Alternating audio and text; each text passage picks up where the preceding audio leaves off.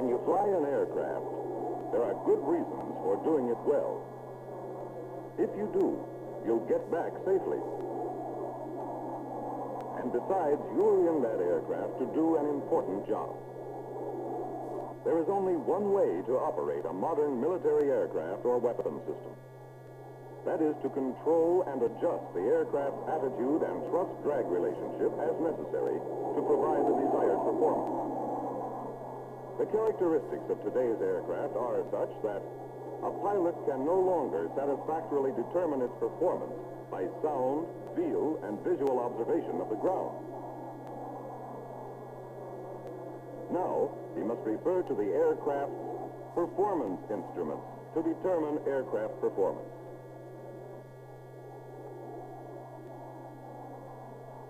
All flight in modern aircraft cannot be precisely performed, even during VFR conditions, without a thorough knowledge of instrument interpretation. Regardless of whether you fly low and slow or high and fast, the same basic principles of attitude instrument flying apply. You've been provided with instruments that will enable you to fly with precision in any maneuver.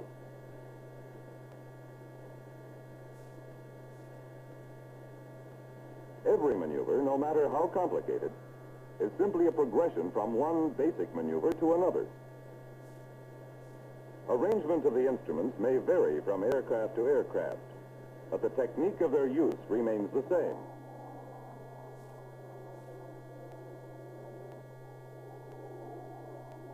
For example, here's a simple stylized panel illustrating the attitude instrument system of aircraft control. With it, we'll try to drive home the three fundamentals of attitude instrument flying. 1. Instrument coverage, knowing exactly which instruments to cross-check to control a given maneuver. 2. Instrument interpretation, the method by which you determine from your instruments an accurate picture of what your aircraft is doing. And 3, control technique, handling the controls in a smooth and gradual manner during all maneuvers. So let's see how these skills are applied in instrument flying.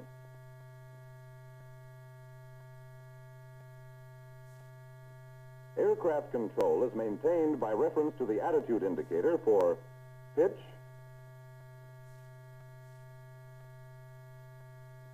bank, and to the tachometer for power.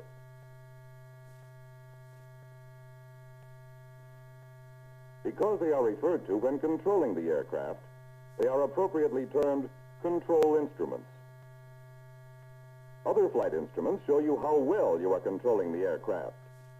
They are the performance instruments. They show when a change is needed, what needs to be changed, and how much to change attitude or power. It is then a simple matter to make your corrections on the attitude indicator or tachometer, as the case may be.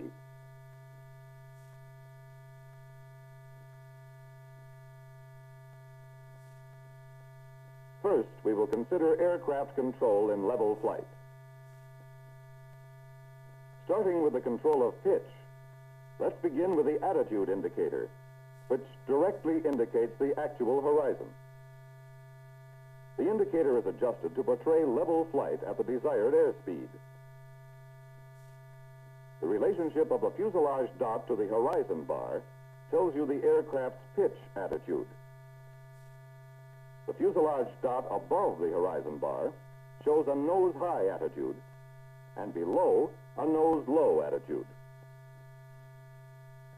Just remember, for control of pitch in level flight, use the attitude indicator. Now, let's take a look at the altimeter. This instrument shows your height above either a standard datum plane or above mean sea level.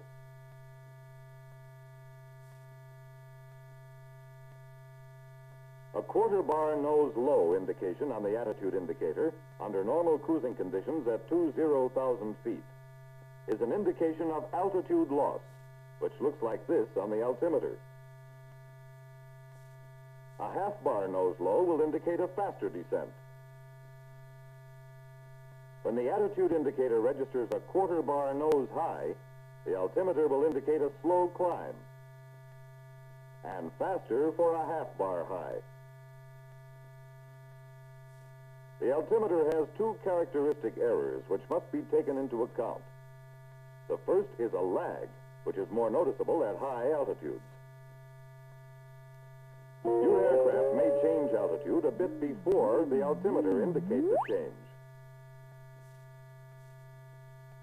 The second is reversal error. In other words, in a quick pull-up, the altimeter will show a descent before it recovers to show a climb. Neither lag nor reversal error will occur to any important extent if smooth, gradual pressures are applied.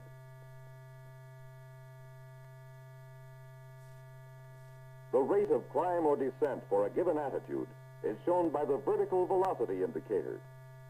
This shows in feet per minute the rate of climb or descent. A quarter bar nose low on the attitude indicator will produce a descent of 200 to 300 feet per minute. A half bar nose low attitude will produce a descent of 400 to 600 feet per minute. A quarter bar nose high produces a 200 to 300 feet per minute climb,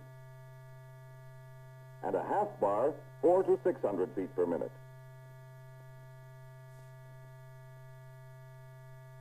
With proper control technique, a correct trend appears immediately, either up or down. The exact rate may not show for 6 to 9 seconds.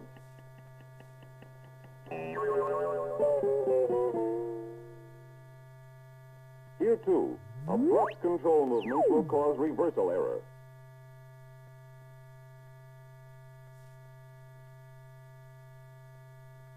Still another instrument you'll use to help maintain level flight is the airspeed indicator. For any given power setting, this instrument will indicate a constant airspeed only if you are in level flight. A rise in airspeed indicates a descent. A decrease in airspeed indicates a climb. These, then, are the instruments used as a team to control pitch in level flight. Any change in pitch attitude will probably be noticed first on the vertical velocity indicator. If the needle moves off zero, this calls for an immediate correction in pitch attitude. Checking the attitude indicator, you find that your nose is low, so you correct it by gently bringing the miniature aircraft back to the horizon. Then everything is back in order before the altimeter has time to show a change. Now let's see how you use these instruments if you get off altitude. The procedure for bringing your aircraft back to a desired altitude will depend on the amount of altitude deviation that has occurred. As a general rule, correct at a rate of twice your error in feet. If you are off altitude 100 feet, you should make a correction at the rate of 200 feet per minute. That is, a quarter bar correction. Depending upon the true airspeed, that should give you about a 200 foot per minute rate of climb. If you are off altitude 200 feet, you should make a correction at the rate of 400 feet per minute. That is, a half bar correction will give you about 400 feet per minute rate of descent. But remember, this is dependent upon your true airspeed. As you come back to the desired altitude, you'll have to lead it in leveling off to avoid overshoot. The amount of lead will vary with the pilot's control technique, but here's a rule of thumb. Lead your desired altitude in feet by 10% of the rate of climb or descent. Since you are correcting at 400 feet per minute, your lead will be 40 feet. At the lead point, Correct smoothly to bring the attitude indicator back to level flight. Cross-check the vertical velocity indicator to see that it settles on 0 and that the altimeter stops on altitude. We have seen how to control pitch in level flight. Now let's run through our example of pitch control in actual flight. You're leveled off at 20,000 feet, which is your desired altitude. Your problem is pitch control to maintain that altitude. The altimeter shows you're holding nicely. The vertical velocity is 0, and the power is still set at the climb setting. When you reach the desired airspeed, retard the throttle to the cruise power setting.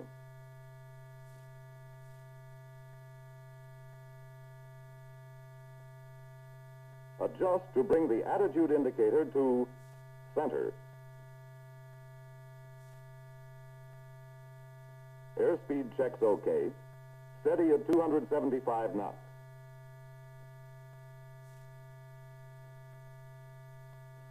Once over lightly on the panel won't do for an entire flight.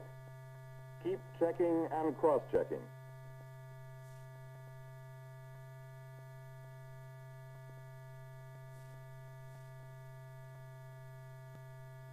Watch it, you're dropping. Your nose must have come down a little.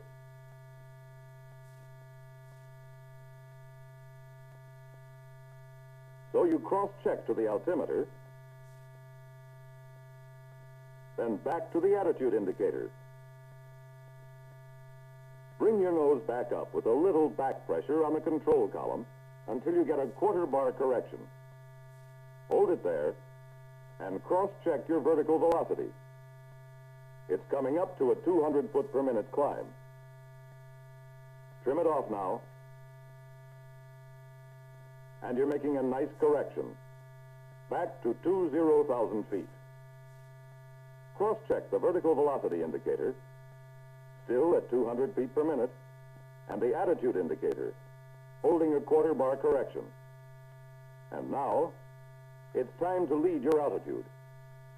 As the altimeter comes to 20 feet from your desired altitude, start to level off on the attitude indicator. Check your vertical velocity, altimeter, and airspeed. You're right on the money while continuing to cross-check all pitch instruments. Trim off control pressures. And that's how you use your pitch instruments to maintain level flight.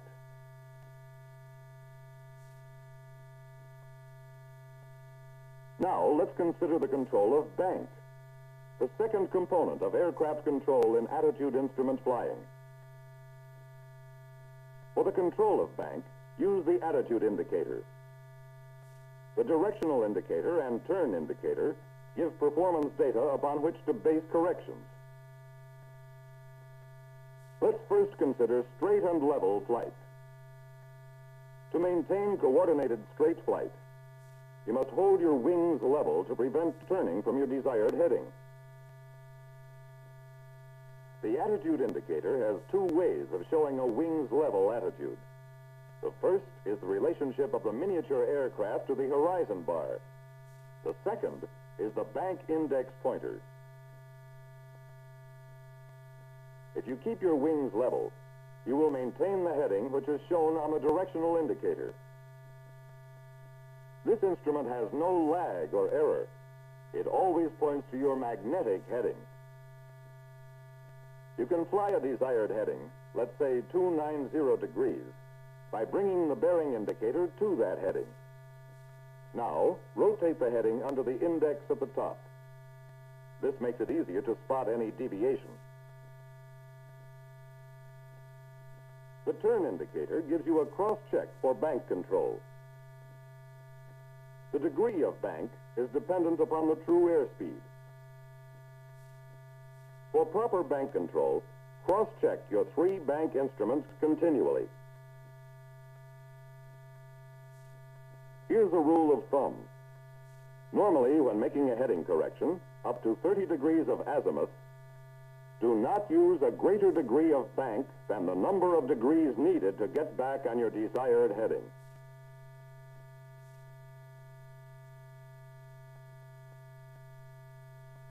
If you see that you are off heading 10 degrees, make a correction on the attitude indicator using a 10-degree bank. Maintain your angle of bank, and as you approach your desired heading, roll out on the attitude indicator. Now you're back on heading without over-controlling, straight and level. To maintain straight flight, then, you cross-check the performance instruments to spot any deviation. Use the attitude indicator to make your corrections to hold the desired heading.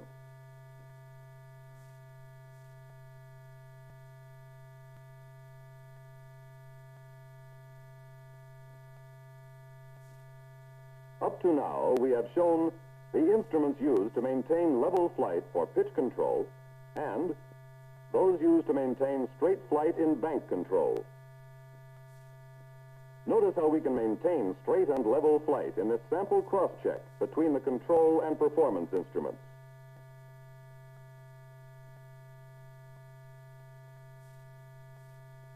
Power control is the last component for control of straight and level flight. The tachometer is the control instrument for power. The airspeed indicator is the performance instrument which tells you when and how much of a correction to make. If the airspeed changes while maintaining straight and level flight, your correction is made on the tachometer.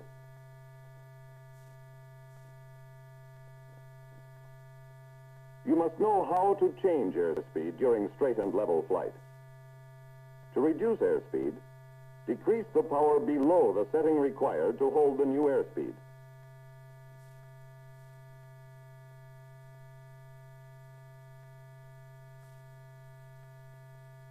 Apply control pressure as required to maintain altitude and heading. Trim as necessary. As you near the desired speed, allow a slight lead and advance the power to the approximate setting. Now retrim the aircraft.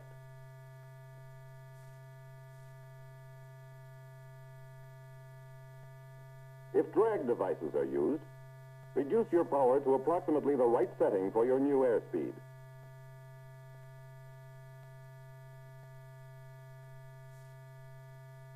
Then actuate the drag devices. As they come down, make sure you hold a constant pitch indication on your attitude indicator to forestall any sudden pitch change. Then cross-check your performance instruments and apply proper control pressures to hold your altitude and heading.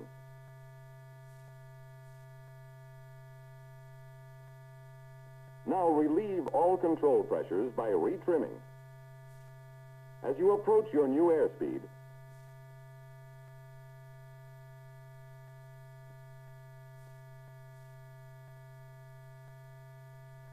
retract your drag devices while still maintaining your heading and altitude.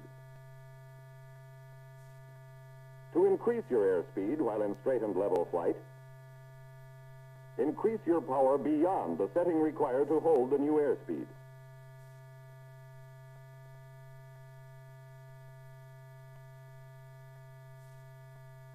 As you approach the desired airspeed, retard the throttle to the correct power setting for the new airspeed.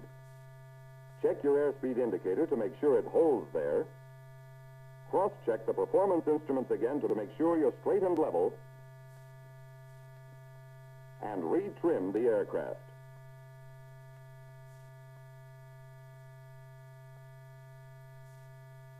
We've illustrated the correct method of aircraft control as related to pitch, bank, and power. Now let's see how we apply them to basic instrument maneuvers. We'll start with level turns, entries, and recoveries. In instrument flight, it is undesirable to exceed 30 degrees of bank. This is controlled by using the attitude indicator. To make turns at a specified rate, you must refer to the turn indicator. Most of your rate turns will be either half standard rate turns, which are 1.5 degrees per second, or standard rate turns, which give you a 3 degree per second turn. Since most flying in jet aircraft will be done at high true air speeds, most turns will be made at the half standard rate, or less, so as not to exceed 30 degrees of bank. In either case, check the resultant bank angle as shown on the attitude indicator and hold this bank. The attitude indicator has a few eccentricities which must be taken into account during precision instrument flying. During a level turn, it is possible for the horizon bar to preset up or down, which would lead you to believe that you are climbing or descending. But a fast cross-check of the vertical velocity indicator and altimeter confirms that your turn is level. This precession in the attitude indicator is disconcerting. However, with the current presentation, when deviations occur, proper corrections can be accomplished.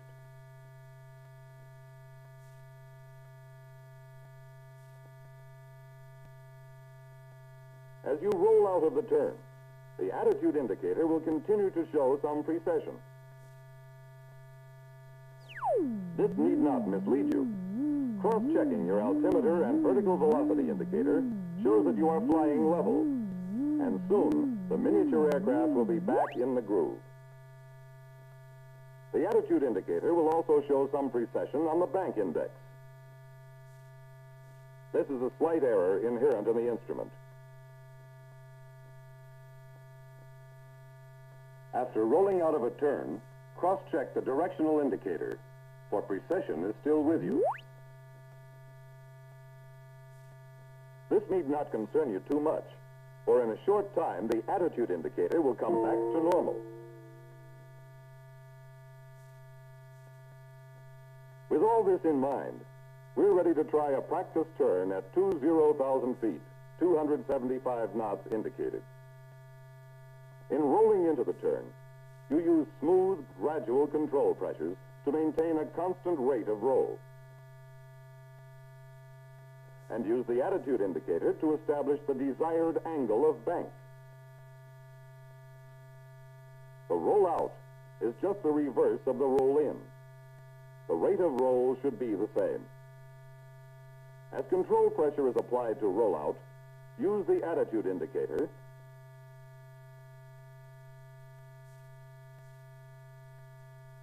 cross-check the turn indicator to see that it centers.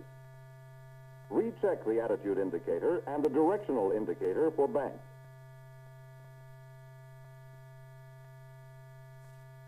Throughout this maneuver, keep checking the vertical velocity and altimeter for pitch and the airspeed for power. Retrim the aircraft to relieve control pressures.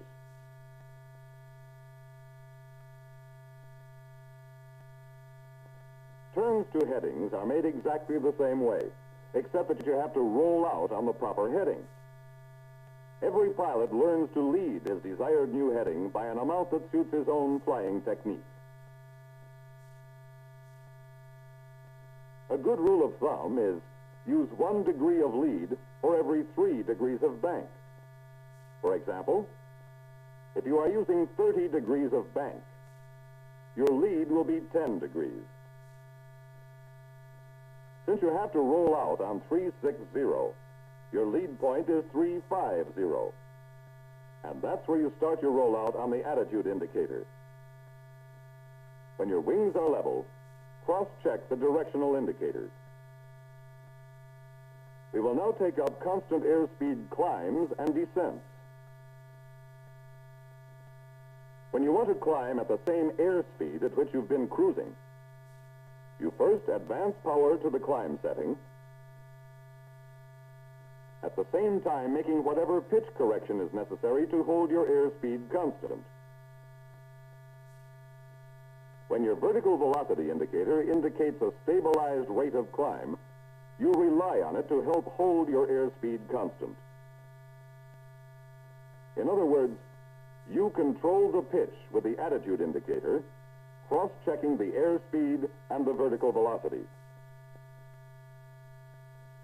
When your airspeed indicator shows that a correction is needed, you make it on the attitude indicator, then cross-check the vertical velocity indicator to see how it is reacting. You hold this new vertical velocity, cross-checking to see if the airspeed is coming back to where you want it. When reaching the correct speed, make a pitch change on the attitude indicator.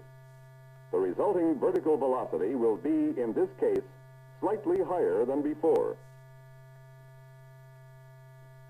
During the climb, don't forget to check your directional indicator for bank and your tachometer for power. Your level-off altitude is 3,000 feet, so it is time for you to consider your level-off procedure. You are climbing at 1,500 feet per minute, which means that you must lead your altitude by 150 feet. When the altimeter reaches the lead point, reduce the power to cruise setting. Smoothly bring the attitude indicator back to the level flight attitude. Then cross-check the vertical velocity indicator to see that it is decreasing toward zero, and the altimeter to see that it levels off exactly on altitude. Now check the airspeed. You see that it is slightly off, so you adjust the power and return to the proper speed. Then adjust the power to maintain this speed. A fast cross-check of all the instruments is made to be sure that you are in straight and level flight. Now, let's consider the procedure for a straight descent. First, throttle back. Lower the nose.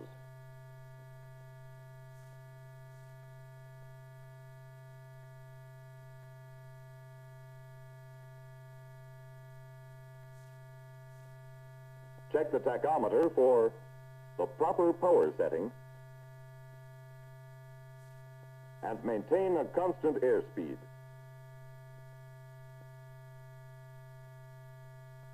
From here on in, the story is the same as for the straight climb.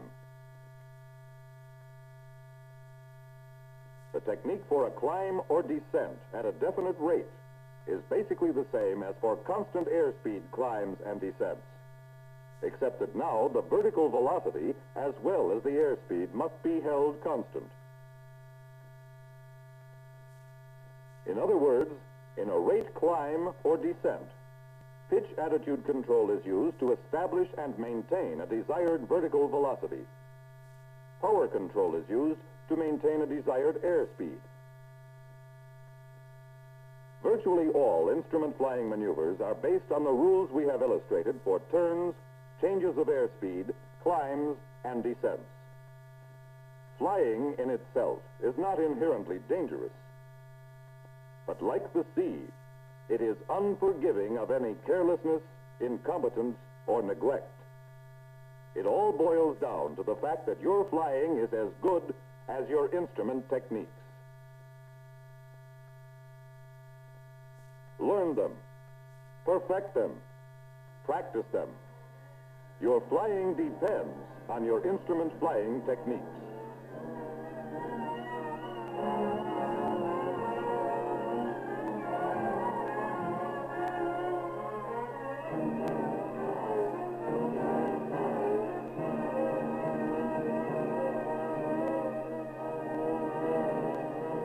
Here's a simple stylized panel illustrating the attitude instrument system of aircraft control.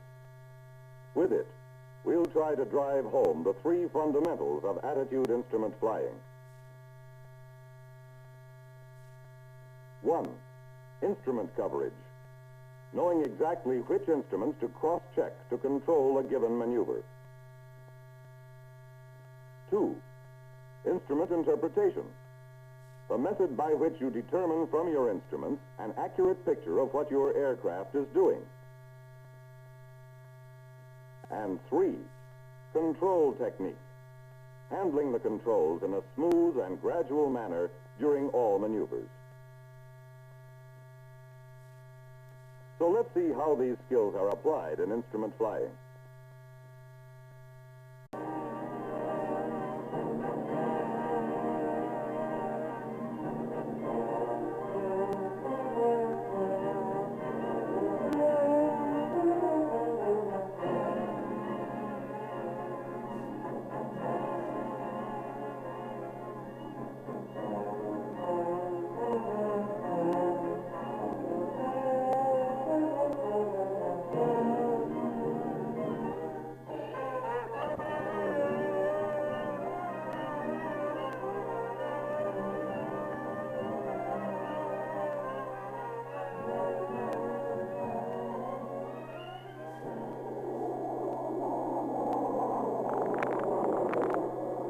When you fly an aircraft, there are good reasons for doing it well.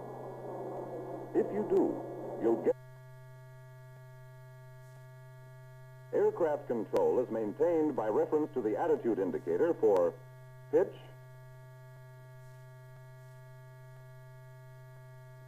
bank, and to the tachometer for power.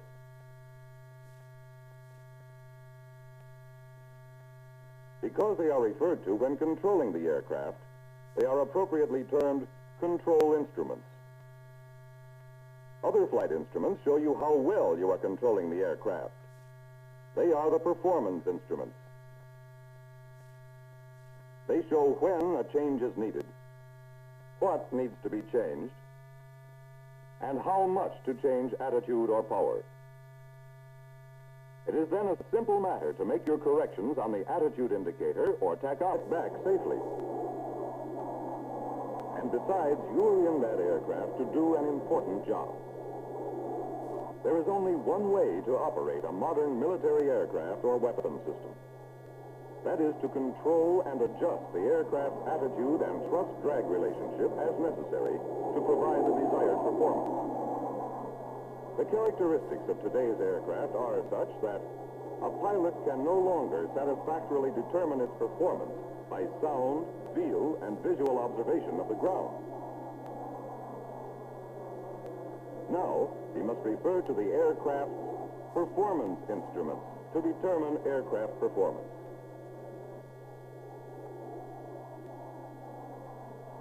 All flight in modern aircraft cannot be precisely performed even during VFR conditions, without a thorough knowledge of instrument interpretation. Regardless of whether you fly low and slow, or high and fast, the same basic principles of attitude instrument flying apply. You've been provided with instruments that will enable you to fly with precision in any maneuver.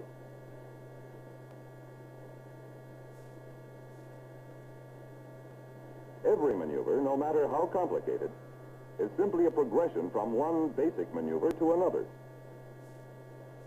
Arrangement of the instruments may vary from aircraft to aircraft, but the technique of their use remains the same.